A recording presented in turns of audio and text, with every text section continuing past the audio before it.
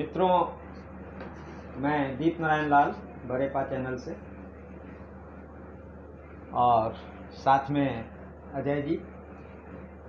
पिछले वीडियो में आप अजय जी को सुना, बड़ा मार्मिक और संवेदनशीलता के साथ इन्होंने हथरस, मनीषा वाल्मीकि और इतिहास में भगत सिंह की फांसी के बाद जो भगत सिंह के साथ किया गया, उससे भी दर्दनाक अवस्था में मनीषा को इस हुकूमत ने अंजाम दिया, उनकी शव को जलाने। तुलना इन्होंने करने की कोशिश की है कि आज भी हम गुलाम भारत में जी रहे हैं, या ये कहे हैं कि उस समय तो अंग्रेज था, आज तो यही हिंदुस्तानी है जो हिंदुस्तानियों के साथ कैसा बर्ताव करे। तो अजय जी अपनी बात रखेंगे आज।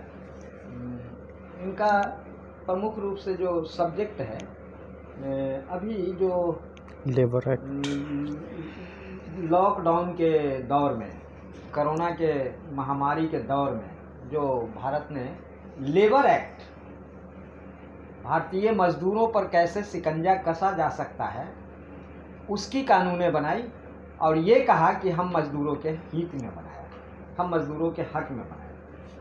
किसानों के विरोध में बिल बनी और अभी कहा जा रहा है कि हम तो किसानों के पक्ष में।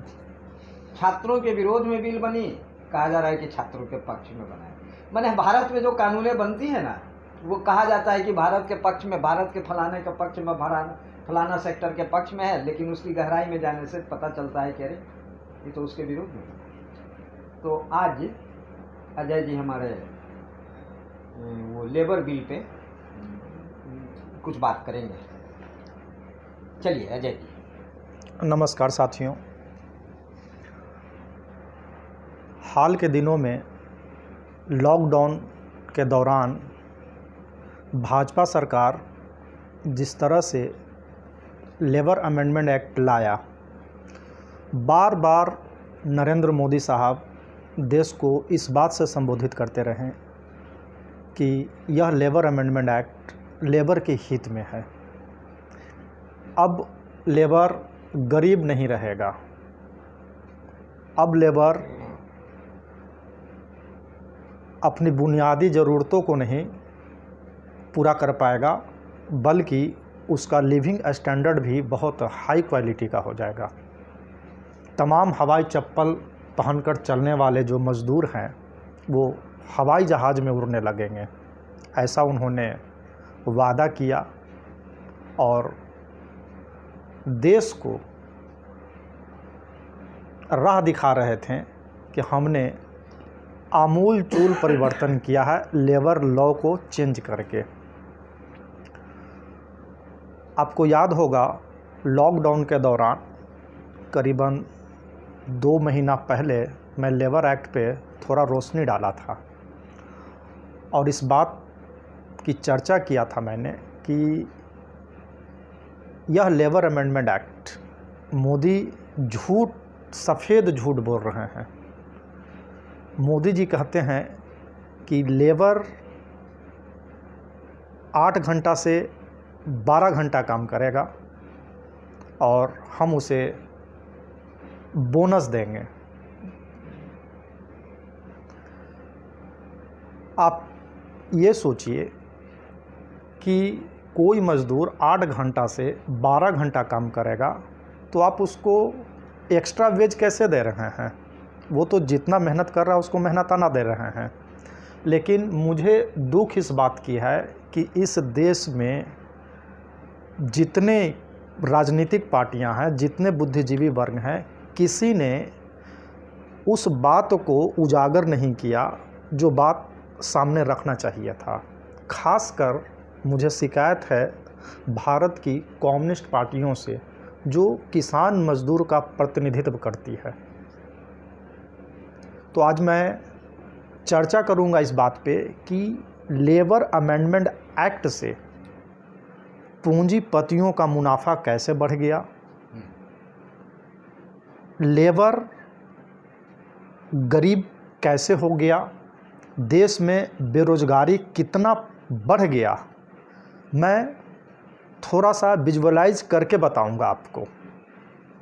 ठीक है, देखिए, सबसे पहले लेबर एक्ट में जैसे ही अमेंडमेंट किए पार्लियामेंट के अंदर, लोकतंत्र के मंदिर में जहां बहस होनी चाहिए थी किसके फेवर में है नहीं है, वो क्या अंदर कैसे वोटिंग हुआ, कैसे लॉ बन गया, प्रेसिडेंट भी आनंद फानन में साइन कर दिए। लॉकडाउन के दौरान किसी को विरोध करने का पब्लिकली मौका भी नहीं मिला और राजनीतिक पार्टियां भी इसका विरोध नहीं की। 8 घंटा का काम 12 घंटा में। सपोज कीजिए हम 3 मज़दूर हैं, एक मैं हूं और 2 मेरे मज़दूर साथी हैं, और दीप नारायण सर एक उद्योगपति हैं। इनके यहाँ प्रोडक्शन होता है पेन का, ये हाइलाइटर का। एक मज़दूर 8 घंटा में एक पेन का प्रोडक्शन करती है। एक मज़दूर 8 घंटा में एक पेन बनाती है। मेरे साथी को हम चाहेंगे कि आप आएँ। ये हमारे दूसरे जो मज़दूर साथी हैं, ये एक पेन को बनाते हैं 8 घंटा में, और एक मेरे तीसरे भी मज़दूर साथी हैं जो 8 घंटा में ये एक पेन को बनाते हैं। ड्यूरिंग द वर्किंग आवर हम तीनों साथी, मज़दूर साथी 8 घंटा में एक पेन, 8 घंटा में ये अपना एक पेन और ये, और हम तीनों अपने मालिक को अपना काम सौंपते हैं। ये आज का काम है मालिक। लेबर अमेंडमेंट एक्ट 8 घंटा से जैसे ही 12 घंटा हुआ, आप ध्यान दीजिए, जैसे ही 8 घंटा से 12 घंटा हुआ, तो अब यही प्रोडक्शन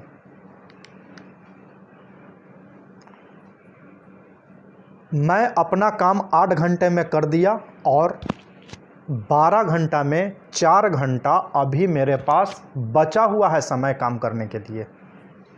ये मेरे मज़दूर साथी 8 घंटा में अपना काम कर चुके और इनके पास भी 4 घंटा बचा हुआ है। 12 घंटा में 8 घंटा इन्होंने काम किया है। ये जो तीसरे मज़दूर का काम है 8 घंटे का, इस काम को हम 2 मज़दूर साथी करेंगे। 4 घंटा ये और 4 घंटा हम। 8 घंटा में इस यूनिट को हम बनाएंगे। इसका मतलब यह हुआ कि तीसरे मज़दूर साथी के काम को हम 2 मज़दूर साथी मिलकर करेंगे। अब हम दोनों मिलकर के ये 3 मज़दूर के बराबर काम किए। लीजिए सर, अब उनकी तो ज़रूरत नहीं है।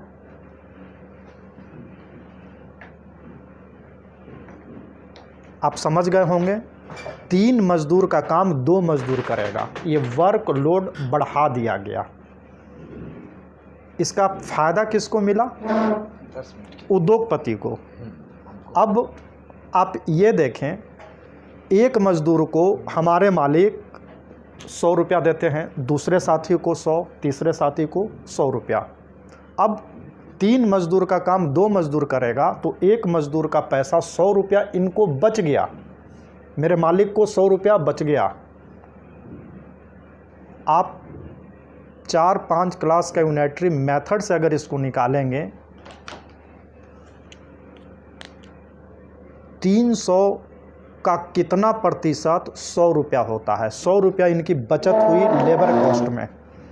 जब 100 रुपया इनकी बचत हुई तो आप इसको जब परसेंटेज टर्म में निकालेंगे तो 33.33%, 33.33% का मुनाफा हमारे मालिक को हुआ। दूसरी तरफ 3 मज़दूर का काम जब 2 मज़दूर करता है तो एक मज़दूर बेरोज़गार हो जाता है। तो हिंदुस्तान में एक मज़दूर जब बेरोज़गार होता है और इसको परसेंटेज टर्म में निकालेंगे तो आप ऐसे निकालें कि 3 का कितना प्रतिशत एक होता है, तो 33.33% आता है। तो क्या हम कह सकते हैं नरेंद्र मोदी के लेबर अमेंडमेंट एक्ट से पूंजीपति उद्योगपति का मुनाफा प्रॉफिट 33.33% से बढ़ गया और हिंदुस्तान में बेरोजगारी 33.33% से बढ़ गया? इसे कहा जाता है मोदी हैं तो मुमकिन है। और ये बेशर्मी देखिए आप हमारे मोदी सरकार का। मोदी सरकार का बेशर्मी देखिए। कहते हैं कि हमने अमेंडमेंट लेबर के हित में किया है। साथियों, क्या आपको लगता है जिस अमेंडमेंट से बेरोजगारी 33.33% बढ़ा हो, मालिक पूंजीपति उद्योगपतियों का मुनाफा 33.33% बढ़ा हो, वह मज़दूरों के हित में हो सकता है? नहीं हो सकता। मेरी समझ से तो नहीं हो सकता। ये धोखा है हिंदुस्तान के करोड़ों मज़दूरों के साथ। उस लॉ में एक और अमेंडमेंट है कि भारत में ऐसी कंपनी जहां 300 या 300 से अधिक कर्मचारी हैं, उस कंपनी के मालिक बिना कारण बताए किसी भी कर्मचारी को काम से हटा सकते हैं। वह किसी कोर्ट में अपील भी नहीं कर सकते, मालिक के अगेंस्ट में नहीं जा सकते, और अगर जाएंगे भी तो ये लॉ बना हुआ है, कोर्ट मज़दूर वर्ग का कोई मदद नहीं कर सकती। तो आप बताएं, कोई गारंटी, कोई सिक्योरिटी है मज़दूर के हित में? मोदी जी जब सत्ता में आए थे तो बोले किसान का आय 2 गुना कर देंगे, मज़दूरों का काया पलट कर देंगे। क्या ऐसे अमेंडमेंट से काया पलट होगा या दुख दर्द तकलीफ़ के दलदल में और जोर से ढकेल दिए हैं? मैं बहुत पहले बताया था, किसी भी देश की अर्थव्यवस्था वहाँ के किसान और मज़दूरों पे आश्रित होता है। पहले ही लेबर अमेंडमेंट एक्ट से मोदी जी रीढ़ की हड्डी मज़दूरों का तोड़ दिए हैं। जब 2-3 में एक मज़दूर बेरोज़गार होगा तो वह कहाँ जाएगा? किसान बिल जो अभी हाल में पास हुआ, जैसे तैसे पास हुआ, कोरम भी कंप्लीट नहीं हुआ था राज्यसभा के अंदर, लेकिन जो सभापति हैं, राज्यसभा के जो सभापति हैं, उन्होंने जिस ढंग से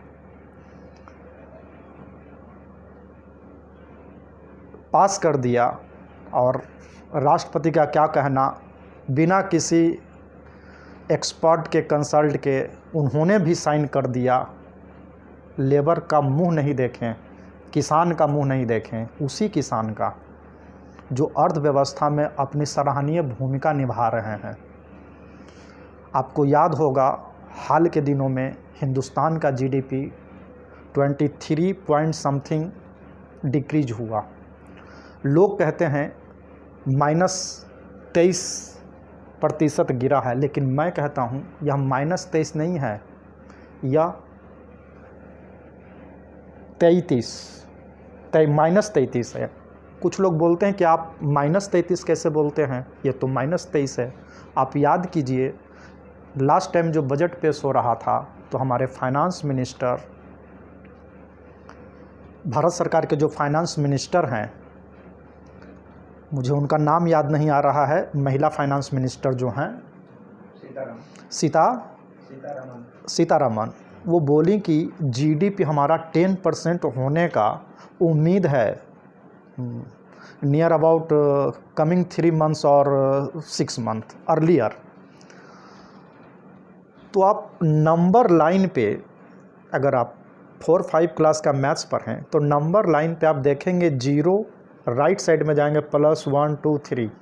तो जब हमारा जीडीपी +10 में होने वाला था, उस समय 6 पॉइंट समथिंग था, तो पहले तो जीडीपी 0 पे आया होगा ना, 0 पे, और इसके बाद -23 पे पहुंचा होगा। तो इधर का -23 और ये जो प्लस से 0 पे आया 10, इसे आप जोड़ के देखें, जीडीपी गिरा ज़बरदस्त। ये मोदी सरकार ना सिर्फ लेबर और कर्मचारी एक्ट में, ये लेबर एक्ट में अमेंडमेंट किए हैं, इनका हर स्टेप हिंदुस्तान को बर्बादी की तरफ ले जा रहा है, हर स्टेप। आप बैंकिंग सेक्टर को देखिए, ना जाने कितना बैंक को इन्होंने अमलगमेट करवा दिया। क्यों अमलगमेट करवा दिया आपने? क्योंकि उनका परफॉर्मिंग ठीक नहीं है, नॉन परफॉर्मिंग एसेट्स बढ़ जा रहा है। क्यों बढ़ जा रहा है नॉन परफॉर्मिंग एसेट्स? पहले नॉन परफॉर्मिंग एसेट्स को कैलकुलेट करने का टाइम था 3 मंथ्स, उसे बढ़ाकर कर दिए मोदी जी 6 मंथ। और नॉन परफॉर्मिंग एसेट्स इंक्रीज कर रहा है, इसका मतलब है कि बैंक में जो जिम्मेदार अधिकारी हैं, लोन देने समय जो मॉर्गेज एसेट्स को देखते हैं, उसको इवैल्यूएट नहीं कर पाते ठीक से। लोन लेके चला गया, मॉर्गेज किया, बंधक रखा अपना संपत्ति, और उसकी मार्केट में कोई वैल्यू नहीं है। ये किसका नुकसान हो रहा है? आपने बैंकिंग सेक्टर को तहस नहस कर दिया है।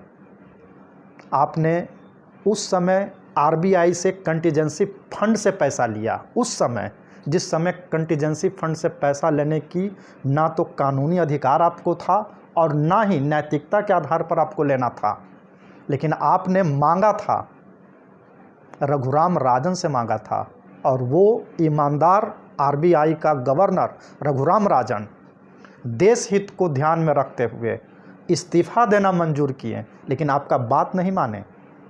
वो इस्तीफ़ा देकर चल गए, लेकिन आपको कंटीजेंसी फंड से 1 रुपया नहीं निकाल के दिया। और आप ही का लाया हुआ उर्जित पटेल साहब, जिसे आपने आरबीआई का गवर्नर बनाया, यह सोचकर कि उर्जित पटेल साहब आपके कहने पे कंटीजेंसी फंड से पैसा देंगे, लेकिन उन्होंने भी मना कर दिया। एक ईमानदार उर्जित पटेल को ऐसा लगा कि देश हित मोदी हित से ज़्यादा ज़रूरी है।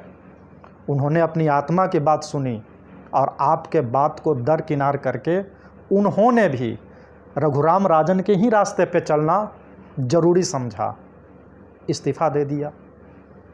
आखिर देश के आरबीआई के 2 गवर्नर, बुद्धिजीवी गवर्नर, जब इस्तीफ़ा दे रहे थे तो कोई मीडिया, कोई गोदी मीडिया इस बात को रेखांकित नहीं कर रहा था कि प्रधानमंत्री नरेंद्र मोदी क्या चाह रहे हैं, क्यों इस्तीफ़ा दे रहे हैं आरबीआई, समय से पहले, अपने रिटायरमेंट डेट से पहले क्यों जा रहे हैं।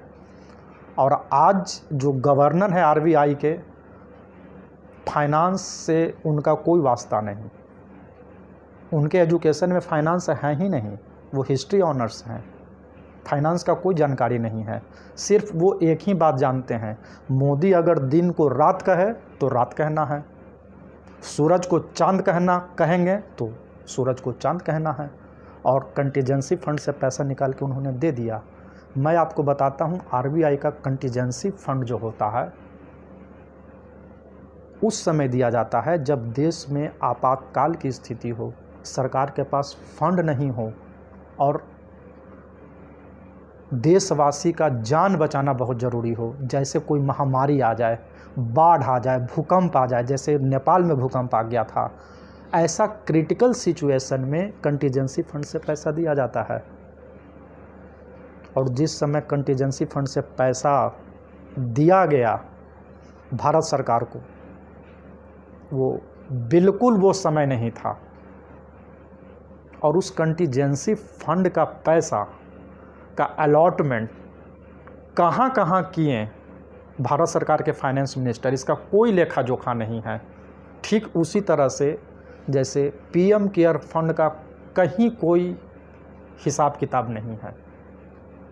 कंटीजेंसी फंड को लूट लिया। मैं एक लाइन में कहूँगा, आरबीआई हमारे देश के खजाना से कंटीजेंसी फंड के माध्यम से भारत सरकार के जो कैबिनेट हैं, फाइनेंस मिनिस्टर या मोदी, अमित शाह, इन्होंने लूट लिया, डाका डाल दिया। अगर आज हिंदुस्तान में कोई भयावह स्थिति आ जाए, कोरोना आप देख ही रहे हैं ये कितना क्रिटिकल सिचुएशन है, और भी अगर कुछ ऐसा मुद्दा आ जाए तो हमारे खजाना में, आरबीआई के पास कंटीजेंसी फंड में पैसा नहीं है। आप सोचिए कि देश किस दिशा में जा रही है। आपने कुछ दिन पहले देखा होगा, स्टेट बैंक ऑफ इंडिया जो लीडिंग बैंक है हमारे कंट्री का, उसका पैसा अनिल अंबानी, धीरू भाई के छोटे बेटे जो उद्योगपति हैं, कभी वो भारत के अमीर व्यक्तियों में उनका नाम शुमार था, 12,000 करोड़ रुपया, 12,000 करोड़ रुपया देने से इनकार कर रहे हैं। बोल रहे हैं हमको इंसॉल्वेंट कर दीजिए, हम पैसा नहीं दे सकते। इंटरनेशनल कोर्ट में भी उनका मामला चल रहा है, कई देशों से उन्होंने पैसा ले रखा है। बैंक ऑफ चाइना में भी उनका जो है, उनका भी पैसा पचा लिया है। तो इंसॉल्वेंटी वर्ड अपने आप में किसी भी सभ्य व्यक्ति के लिए, सभ्य बिजनेसमैन के लिए ये बहुत डूब मरने जैसा स्थिति है। मुझे लगता नहीं अनिल अंबानी इंसॉल्वेंट हो सकते हैं। ये 12,000 करोड़ स्टेट बैंक का उन्होंने आम भाषा में कहें पचा लिया, और उनके पीठ पे हाथ रखे हुए हैं। मोदी है तो मुमकिन है, मोदी साहब का हाथ है, और मोदी साहब इंसॉल्वेंसी एक्ट को अमेंड करने जा रहे हैं। इंसॉल्वेंसी एक्ट का जो मौजूदा लॉ है उसको भी वो अमेंड करेंगे, और वह अमेंडमेंट सिर्फ और सिर्फ अनिल अंबानी को ध्यान में रख कर किया जाएगा। ये आने वाले समय में आपको देखने के लिए मिलेगा। साथियों, पूरा देश आज ठगा हुआ महसूस कर रहा है। हालांकि जिस समय अन्ना हजारे और जो भी बुद्धिजीवी वर्ग मोदी को सपोर्ट कर रहे थे, तो बहुत सारे बुद्धिजीवी वर्ग इस बात की चेतावनी दिए थे कि ये देश हित में काम करने वाला नहीं है। लेकिन लोगों को ऐसा लग रहा था महंगाई से निजात पाने के लिए ये सरकार अच्छी है, काला धन आएगा, भ्रष्टाचार ख़त्म होगा, लेकिन उस पर खरे नहीं उतरे। एक बात और आप देखेंगे, सब्सिडी, जब गैस सिलेंडर पे 100 रुपया 200 रुपया सब्सिडी दे दिया जाता है तो भारत सरकार बोलती है हमने देश के नागरिक को इतना सब्सिडी दिया, लेकिन वह यह बात नहीं बताते कि एक रिक्शा पुलर हो, किसान हो, मजदूर हो या मुकेश अंबानी हो, कानून की नज़र में सब एक नागरिक है। सब्सिडी का मतलब होता है सरकार द्वारा आर्थिक मदद। जब आप किसी बिजनेसमैन का हजारों करोड़ रुपया इनकम टैक्स माफ़ करते हैं, वह भी सब्सिडी है। लेकिन मैं माननीय प्रधानमंत्री नरेंद्र मोदी जी से पूछना चाहता हूं, इनकम टैक्स कब कैलकुलेट होता है? इनकम किया कोई बिजनेसमैन जब इनकम करता है तो उस पे as per law, as per income tax act income tax calculate किया जाता है। और जब इनकम टैक्स लायबिलिटी बनती है किसी भी उद्योगपति का, तो उसे आप लेने से क्यों इनकार कर दिए? क्यों आप माफ़ कर दिए? हजारों करोड़ रुपया, अगर हजारों करोड़ रुपया आपके पास आता तो देश के लिए स्कूल बनता, अस्पताल बनता, रोड बनता, पुल बनता, पब्लिक इंटरेस्ट में काम होता। लेकिन आपको पब्लिक इंटरेस्ट में काम नहीं करना है, आपको तो उद्योगपतियों के हित में काम करना है। साथियों, फाइनेंस की दुनिया में मैं आपको कहूँगा ना सिर्फ ये जीडीपी आप जो देख रहे हैं यहाँ पे ये है, पूरी तरह से इन्होंने भारतीय अर्थव्यवस्था को डुबो के रख दिया है पूरी तरह से। कोई सेक्टर ऐसा नहीं बचा है। तो साथियों, आज के वीडियो में आज जो मैंने आपको बताया लेबर एक्ट कितना खतरनाक है, अमेंडमेंट, और फाइनेंस की दुनिया में बैंकिंग सेक्टर और इंसॉल्वेंसी एक्ट, तो इन चीज़ों पे ध्यान दीजिए आप और विरोध करना सीखिए। इन्हीं बातों के साथ मैं अपनी बातों को विराम देता हूँ। जय हिंद। मित्रों, बड़ा सारगर्भित तरीके से आपने अजय जी की बातों को सुना। बहुत ही महत्वपूर्ण बात, बहुत ही अच्छी लगी। इस पे आज मैं कोई कमेंट नहीं करूँगा, लेकिन कुछ चीज़ें ऐसी रह गई जो मैं कुछ कहना चाहता था, लेकिन समय की कमी और वीडियो लंबा न हो जाए, इसके लिए इन चीज़ों को ध्यान में रखते हुए मैं इस पे नहीं कुछ कहूँगा। लेकिन अच्छी बात और अच्छी चीज़ आपके लिए आई है। देश के तो बड़े बड़े अर्थशास्त्री रोज़ कुछ ना कुछ तो बोलते ही रहते हैं, मीडिया में भी बहुत लोग, टीवी में। ठीक है मित्रों, फिर बाद में हम लोग इस पे ये करेंगे सेकेंड टाइम। नमस्कार। नमस्कार।